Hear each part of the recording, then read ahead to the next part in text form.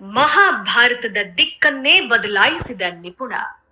ಆತ ತಂತ್ರ ಮಾಯೆಯನ್ನ ಕರಗತ ಮಾಡಿಕೊಂಡು ಪ್ರಯೋಗ ಮಾಡುವಲ್ಲಿ ಸೈ ಎನಿಸಿಕೊಂಡಿದ್ದ. ಕೃಷ್ಣ ಇಡೀ ಕುರುಕ್ಷೇತ್ರ ಯುದ್ಧದ ಸೂತ್ರಧಾರಿಯಾಗಿದ್ರೆ, ಈತ ಅದಕ್ಕೆ ಪೂರ್ವ ಯೋಜನೆ ರೂಪಿಸಿದ್ದ ಮಹಾನ್ ಕುಟಿಲ ಶಾಸ್ತ್ರಜ್ಞ. ಆತ ಪಗಡೆಯಲ್ಲಿ ದಾಳಗಳನ್ನ ಉರುಳಿಸಿ ಪಾಂಡವ ಕೌರವರ ಹಣೆ ಬರಹವನ್ನೇ ಬದಲಿಸಿ ಕಾರ್ಯ ಸಾಧನೆ ಕೈತಿದ್ದ.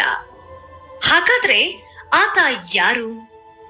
ಕುರುಕ್ಷೇತ್ರ ಯುದ್ಧದಲ್ಲಿ 18ನೇ ದಿನದಂದು ಆತನ ಸಾವು ಸಮೀಪಿಸಿದಾಗ ಅಂದಿನ ಪರಿಸ್ಥಿತಿ ಹೇಗಿತ್ತು ಅನ್ನೋದೇ ಇವತ್ತಿನ ಕುಕು ಎಫ್ಎಂನ ವಿಶೇಷ ಆಡಿಯೋ ಸರಣಿ ಕಾರ್ಯಕ್ರಮ. ಕುರುಕ್ಷೇತ್ರ ಯುದ್ಧದಲ್ಲಿ 18ನೇ ದಿನದಂದು ಆತನ ಸಾವು ಸಮೀಪಿಸಿದಾಗ ಅಂದಿನ